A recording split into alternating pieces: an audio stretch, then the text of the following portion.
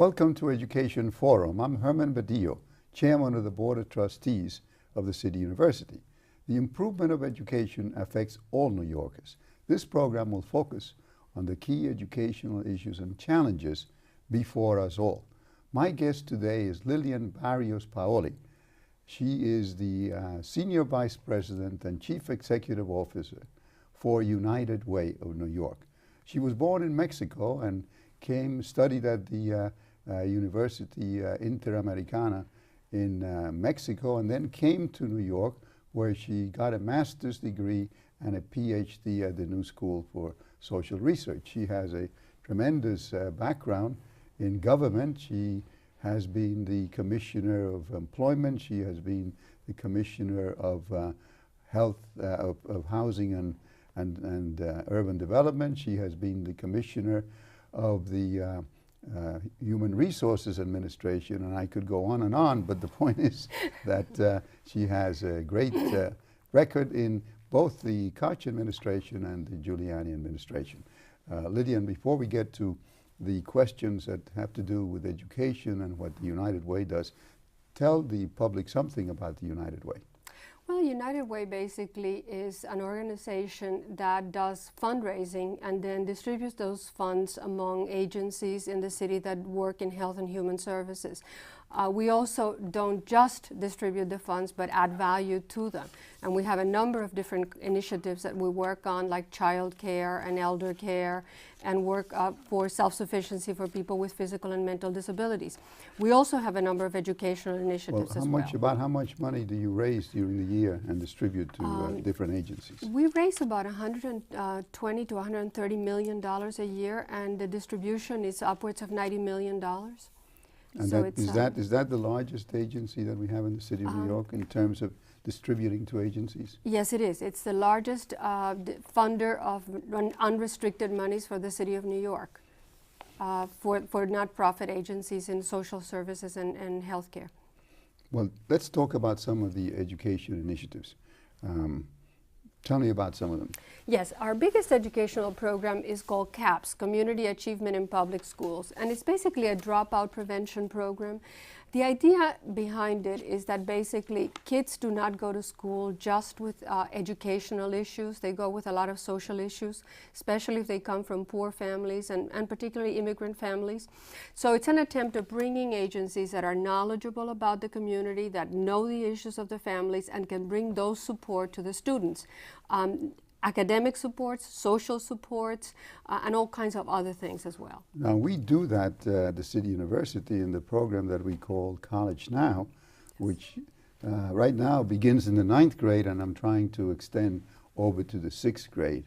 What ages do you carry out your program? Well, we work with about 100 community-based organizations in all of the communities of the city, but we're big fans of College Now, and we just began a partnership with College Now in several schools, and we're hoping that we can expand it in the next couple of years. What middle schools or high schools? We're working with middle schools. We're trying to, actually, and high schools.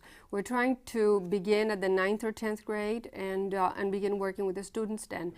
It's that you can't start the intervention in the 11th and 12th grade and be successful. And also the biggest problem is the 9th and 10th grade. Yes. If you look at the curve of the students in the school system, it goes up and up to the 9th grade, and then a huge percentage of students drop out in the 9th grade, huge percentage drop out in the 10th grade, and the reason they drop out is because then they reach the legal age which they can be at in school, which is 17 years old, and then they find that they are reading at the 5th or 6th grade level, so they drop out. Right. So that's the reason I want to begin well before the 9th grade. I would rather go back into the 6th grade at least. Yeah, I mean, I think dropout prevention begins in 4th or 5th grade probably. I think that as soon as a child doesn't read on grade level and cannot learn and experiences school as something frustrating and demeaning to him or her, it becomes a problem. And I think, you know, once, I would even venture to say that by 2nd grade, you can start establishing partners. Listen, everybody keeps pushing the grade back. Well, when I came in, we had it at 10th or 11th grade. Now move back to 9th. Now I'm trying to push it to 6th. Right. I haven't gotten to the 6th grade yet, and you're already talking about the 2nd or the 4th or 5th grade. I love to do it in every grade, but it's very difficult to get the funds at the city university to do that. See, I think part of the problem is that, you know, in the way we learn is by reading. I mean, reading is taught for the last time as a subject in like 2nd grade. And if you don't learn to read to learn, you begin falling behind, and school becomes an ordeal as opposed to a good thing. And those are the kids that will drop out. Now, what exactly do you do with parents? That's what I'm interested in. Yes, we work very closely with parents because particularly in the early grades and up to like 8th or 9th grade, parents are crucial in terms of school attendance and kids paying attention to doing their work and feeling good about themselves in school. So having the parent be knowledgeable about what happens in the school, who the teachers are, interacting with them, knowing what's happening with the child is very important, particularly with immigrant parents who may not know the system at all. Well, that's the question. Do you find that parents know what's going on? No, and we were talking to a big immigrant organization not too long ago, and one of the problems that they felt was wrong last summer with summer school is that many parents did not know what summer school was. The materials weren't translated in all the many languages. They had no idea of the expectations were. So it wasn't like they didn't care and didn't send the child to summer school. They didn't know they had to and didn't understand the concept. In the countries of origin, they didn't have summer school. Many of the parents are illiterate themselves, not only in English, but also in the language of origin. They don't have schooling themselves. So the whole thing is very foreign to them. Well, of course, in the countries of origin, like Mexico and Puerto Rico, if the kids do the work, they pass. If they don't, they're left behind. Here, Absolutely. Everybody passes, so Absolutely. nobody explains that to the parents either. Absolutely, and I think also the school itself is a very foreign entity for them because schooling is very different in countries of origin. I mean, not that it's less valued, not that it's less important, but it's a different kind of an institution, and parents can be very threatened by having to go into the school and in many ways show their ignorance of the language and the system. Especially if the parents themselves don't have a good education. Another program that you have is the After Schools program. How does that work? Yes, we're in partnership with the After School Corporation, and we support their goal of trying to have an after-school program in every school. It's really important. Kids get in trouble in that unstructured time between the end of school and when the parents get home from work. Very few parents have the luxury of being at home after 3:30, and it's that time that can become a real problem. So the program goes from 3 o'clock till when? To about 5, 6 o'clock, and it's a time where they can work on their homework, they can do after school, sports, arts, music, all the enrichments that they may not be able to have in the school curriculum, and it's extra time to really learn and learn other things. Well, who provides these programs? The teachers or other people? It depends. Usually it's done with community-based organizations, and many of them contract with the teachers that teach in the school that just stay some extra hours. Some of there are other people that come in. Many students from CUNY, I venture, would come. Young people who are going through college or graduate school work several hours to make some money and work with kids. So it's a mixture.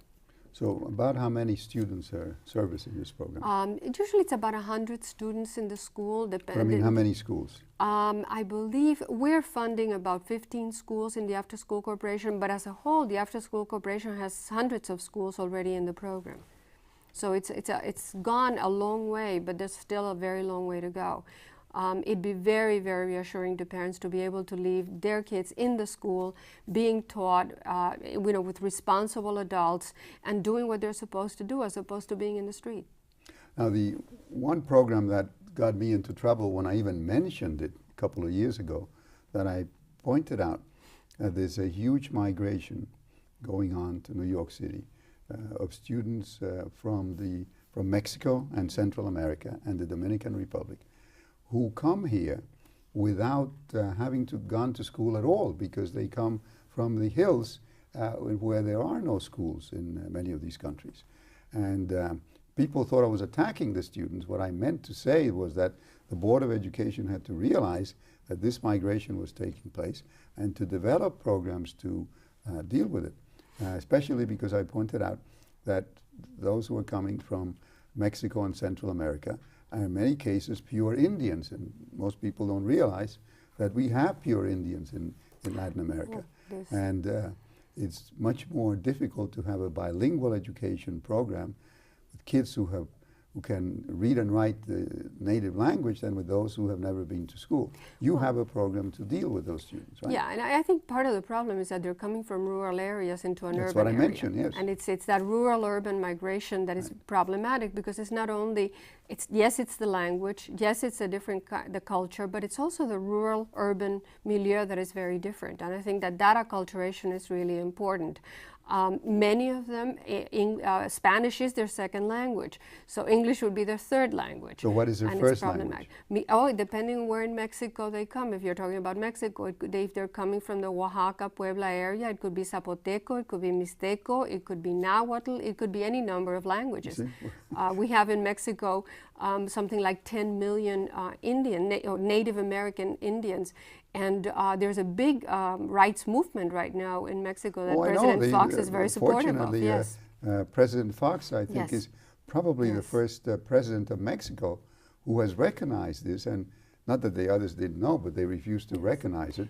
I know when I was in Congress and I met with the Mexican president and the Mexican members of Congress, they didn't want to talk about it. They didn't want to recognize that the Indians existed or that it was a special program, but President Fox is recognizing it. There's a myth that everybody's a mestizo in Mexico, and it's a myth. I mean, there's a lot of people who are pure Indian blood, and there's a lot of people who are not mestizos. And you know, yes, it's a Mexican nationality, and we're all very proud of it. However, you know,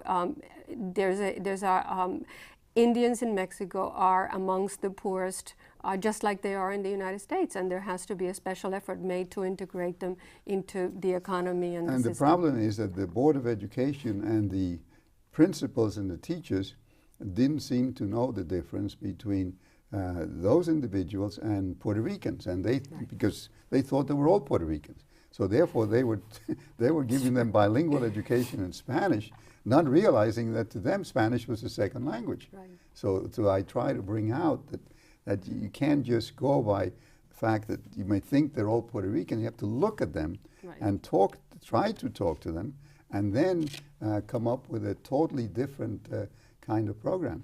And you know, there's a very large Ecuadorian population also in New York, and they also fly under the radar, if you will, because no one is too sure whether they're Mexican or Dominican or what they are. Colombians fall in the same situation.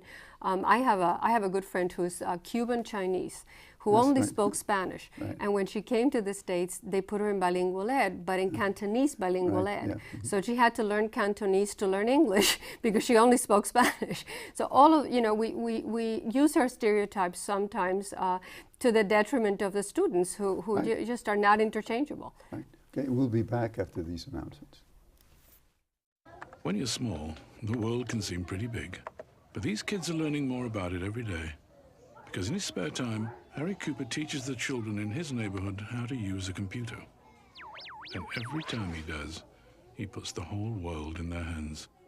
Couldn't you do something? No, it's not your money. It's you we want. Come on, pick up that phone. A kid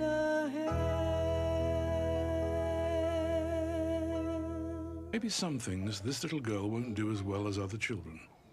But this won't be one of them. Not if Sven Anderson has anything to do with it. Because for years he's been helping children like this to build their lives. The world needs a lot of Sven Andersons. Couldn't you be one of them? It's not your money. It's you we want. You're only a phone call away.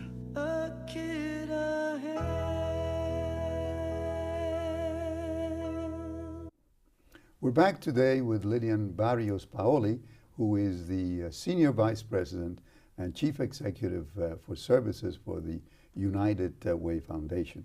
And we're talking about the educational services that they have. And one that is certainly in the news recently is the question of school violence. How do you deal with the problems of school violence? Well, we've had a program dealing with violence prevention for the last couple of years. We used to be funded by the state. We're not anymore, and we've taken it under our own, using our own funding. A lot of what we do is trying to create programs that help children or young people understand the nature of conflict, understand that it can be mediated, that physical violence is not the only outlet, understand how one can be enriched by differences as opposed to just antagonize everyone. Also to understand the role of the police and society and the foundations of society. And we've been pretty successful in some of the schools that we've been in. It's difficult because society itself gives them a lot of the wrong role models, if you will. I mean, violence is sometimes glorified by programs. The issue that the media has been especially writing about in the last few weeks is the question of the bullies. Mm-hmm. That is, they bring out that if you don't do something about the violence, that some of the kids that are abused by the bullies are the ones who may go home and bring a knife or a gun. Right. Have you found that well, to yes. be the situation? I mean, teenagers particularly are very intolerant of difference. So if you're a little different from what they think the norm is, they tend to really brutalize you, and it can get to kids. And I think part of what we have to do is teach them that different is not necessarily bad. Different can be very good and enriches all of us. And the stereotype of everybody dressing the same way, talking the same way, thinking the same way is not necessarily the only way to be. But it is a serious problem. And you see it in the smaller child, the smaller teenager, the one that develops a little slower than the rest, or the young girl that doesn't quite look like the rest of the girls because she's a little thinner, a little fatter. They can be very cruel. Well, there's also the problem of the accent. I know I went through it because if you mispronounce words, which of course you have to if you can't speak the language, then everybody laughs, and that can get you very upset. Well, and they also equate accent with being dumb. Mm-hmm. So that if you have an accent, everybody I've always felt that it lowers your IQ about 15 or 20 points just by virtue of the accent, so then you have to prove yourself that much more. Also, there are a lot of teenagers who come from foreign countries, and just socially, they're not used to this country, and it takes a while before they know what to do and how to do it. And teenagers are not just like children. They can be very cruel, and school can be a very, very difficult experience. Now, in those programs, do you get parents involved in working with the children too? Yes, we do, and we do a lot of role-playing and theater, and we find that unleashing some of the creativity that kids have can be very, very helpful, either through writing.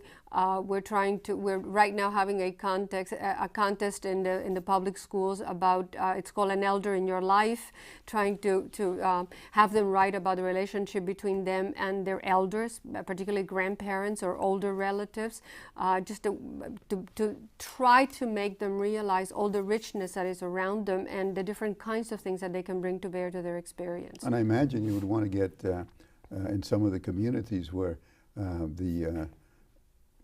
there are no men around because their children are born out of wedlock. You try to get more men involved in these programs, huh? We have a lot of, thank God there are more male teachers in the system now. We also, a lot of our programs have a lot of men, and there are also a lot of programs that are geared towards teenage males that dealing with parenthood and dealing with responsibility, not because we expect them to be teenage parents, because we feel very strongly that that's not the appropriate age to have children, but to start working with them towards a responsibility that, it's part of becoming a man, to be responsible for your children. I suppose there are some adults who are watching the program now and they want to work with you at United Way. How would they do it? Well, basically you have to call us, and we are the United Way of New York City. You can call me, or you can call Digna Sanchez, who's a Vice President of Education for United Way, and the number is 251-4101. And we'll be very happy to work with you. We have programs around parental involvement. We are working with different schools to help in the creation of leadership teams that can participate in school governance. Yeah, but tell us about that, the leadership teams. Basically, it's part of the legislation that was done a couple of years ago, that it creates teams that are made up of parents and administrators and teachers and the different constituencies of the school that will work together to make that school that much better. And they will have budgetary authority, and they will work with the different programs in the school. And we feel very strongly that in order to work effectively, parents have to be informed. They have to learn what a budget is. They have to learn about leadership, about how do you engage in affirmative discourse with other people, and all of these things. So we work we work hard with parents, trying to give them the skills that they're going to need to be effective leaders within the school. Well, what can your organization do, and also what more can all of us do to get the message across to parents that the kids must stay in school and they must learn at each grade level, because if they don't learn at each grade level, if they don't stay at grade level as they move along, they're going to drop out. You know, it's like people who don't exercise. I mean, you don't feel it when you're in your when you're a teenager or maybe when you're 20s, but when you get to be in your 40s and 50s, you find that you may have to have a heart bypass, or you may be very sick. So similarly, the educational process is a process where you have to begin in the right way, and you have to stay at grade level. And this is what apparently the teachers can cope with and the parents can cope with. What more could be done? And I'm talking to you not just your position in the United Way, but because you were head of the Human Services Administration, which had the responsibility to deal with all this. What more could the city do? Most parents really want the best for their kids and do want the kids to stay in school, because they understand that total connection between doing well in school and doing well in society after you finish school. The reality is that there's not enough communication between teachers and parents. There's not enough working together as a team for the benefit of the child. I think teachers have to understand that a parent is an integral part of the education of the child. It's not just somebody you sort of fight with or bring to school when there are problems, but they have to be part of the educational program all along. Education doesn't only happen in the school system, it happens throughout. Okay, but how do you bring about that closer relationship? I think that what we're trying to do by having community-based organizations engaged in the school that understand the parents, that the parents trust, that can play a role in the school by bringing in the parents and have them participate in different ways, in either cultural activities, as helping in the class. There are a number of programs that do this, that bring parents into the school to tutor other children. I think we have to together figure out a way in which parents can be active in the life of the child in the school. So it's not just an interaction that happens when things are going bad, but throughout. And the more informed the parents are about the educational process, the more they will be helpful to the teacher and to the administrators in the school. I think for too long we felt that education is just the business of the teachers and the administrators. Okay, but I know teachers, and my wife is a teacher, as you know, who tell me that they have a parents' night, and many of the parents don't show up. What should the teachers do? Get in touch with the United Way? I think so, and I think if there's a community-based organization in the school, I'm sure they have a parent outreach component. If you have a parent night and parents don't come, it's either because they don't know, or they're working late, or there are other reasons for that, and there has to be someone else who reaches out to them and finds out what's going on. Some parents may be embarrassed about going to the school because they don't speak the language, or because they don't feel they themselves are educated enough, and they're threatened by the system. Some of them may be very poor and don't like the way their clothes look and feel embarrassed about that. So if a community-based organization can reach out to them and sort of mediate that relationship, that can be really helpful. Yeah, but are there enough community-based organizations for each one of the 1,085 schools? There are enough community-based organizations. What there's not enough is money to pay them. This program, the CAPS program, has been started in 1990, and it has basically had flat funding for the almost 11 years that it's existed. How much funding is there?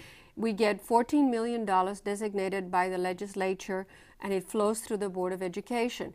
And we started, and there were 90 schools in the program. Now there are 167 schools in the program, and the funding is essentially the same. So we've just stretched the dollar more. This year we're asking for more money in Albany, and hopefully we will get it.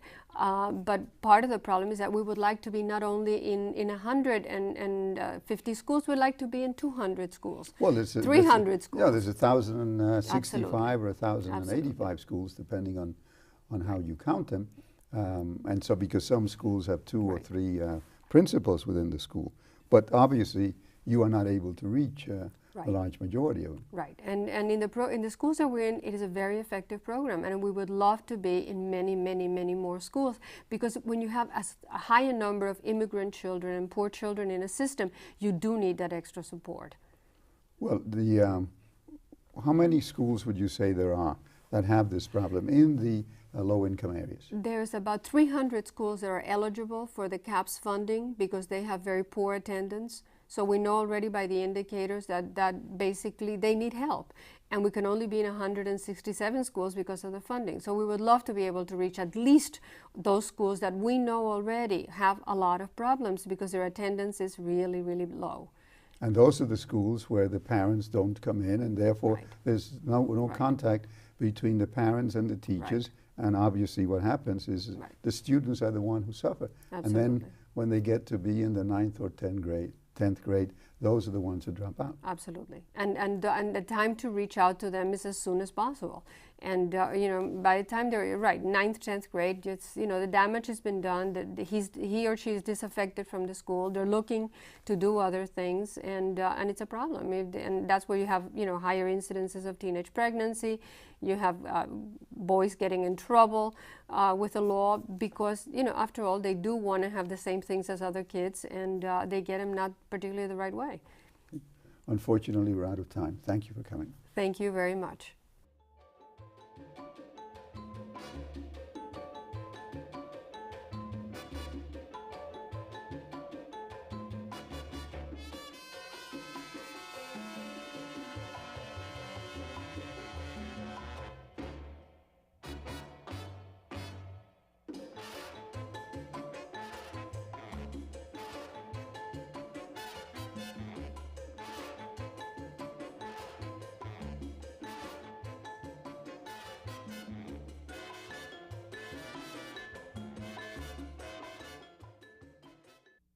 You can reach us by email at our website, www.cuny.tv, or write to us at CUNY TV, 365 Fifth Avenue, New York, New York, 10016.